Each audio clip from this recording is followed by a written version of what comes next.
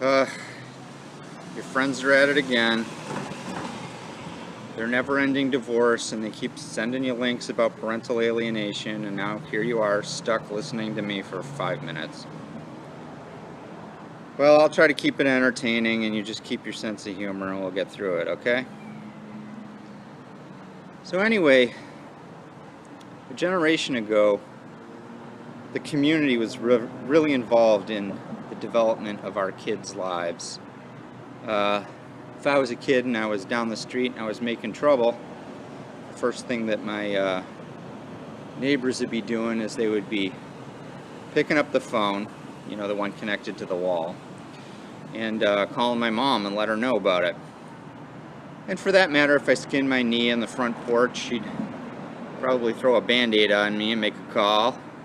And we'd like to think even if I did something good, like, you know, walk for lost squirrels, where I walked around the house 3 times and made 35 cents, she'd be reporting to Mom.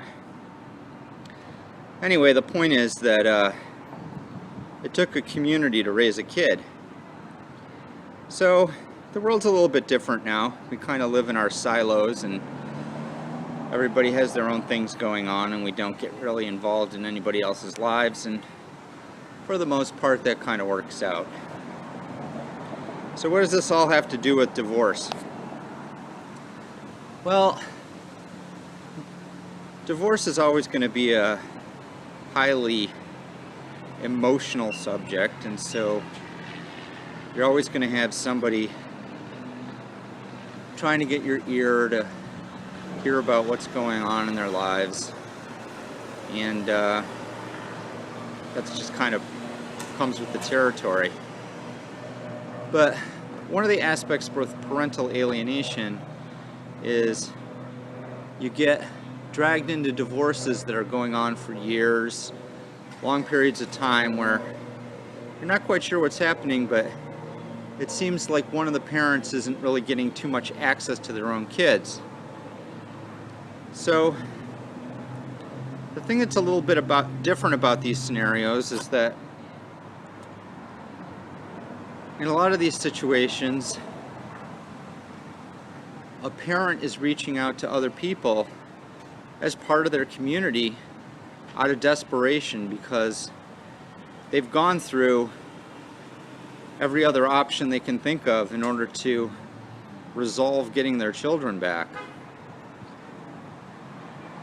The big three C's in alienating a child away from a parent are: number 1, the cops; number 2, the courts; and number 3, community.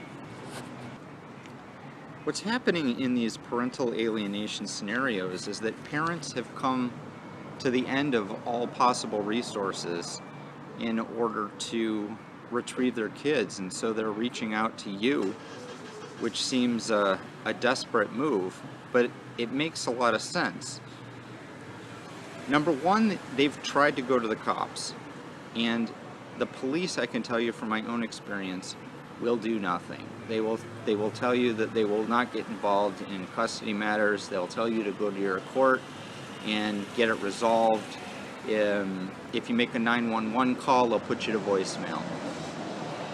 So number 2, you've got the courts, and the courts are so slow-moving and apathetic to the fact that people are blocking custody that parents are just up in arms that nothing's being done in the court system. People can just flat out eliminate another parent, and there's absolutely no punishment system whatsoever in the court systems. It just happens. So what happens is they come down to their 3rd C, community. And this is where, you know, you see them as in a, you know, long, heated, dramatic divorce, but they're actually reaching out to you as part of the community. And believe it or not, you can actually make a difference in these people's lives. What happens is that the people that are alienating their own kids, they've got fear issues. They actually have come to believe that somebody that is a threat to them is a threat to their children.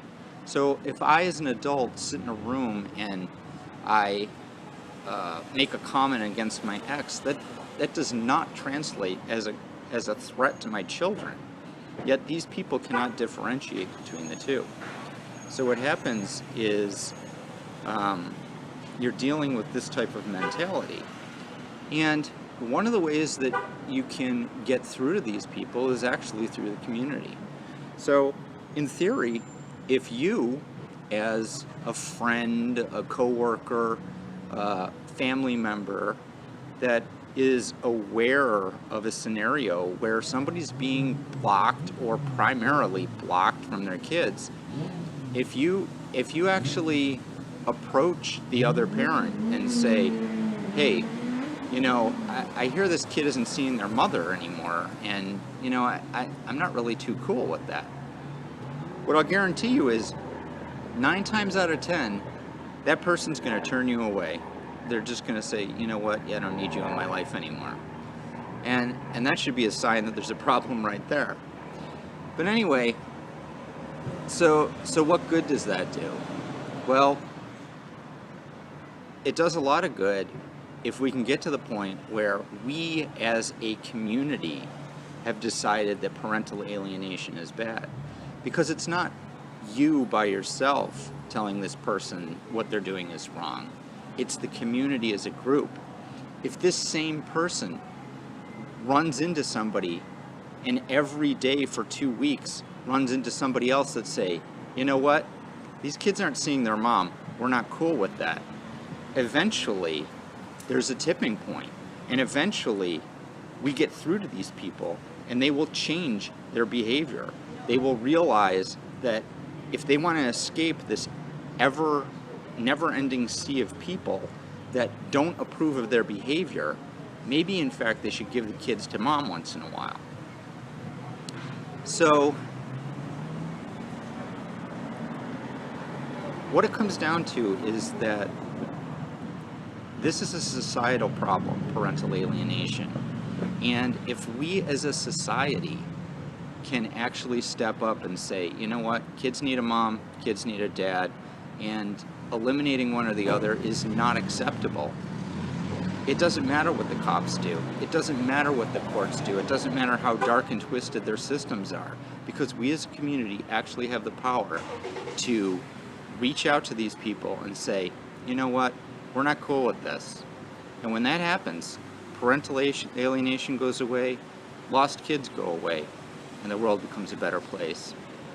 Thanks for taking a few minutes, and take a little bit more time next time you run into somebody and they've convinced you what a great job they're doing in eliminating mom or dad. Thanks.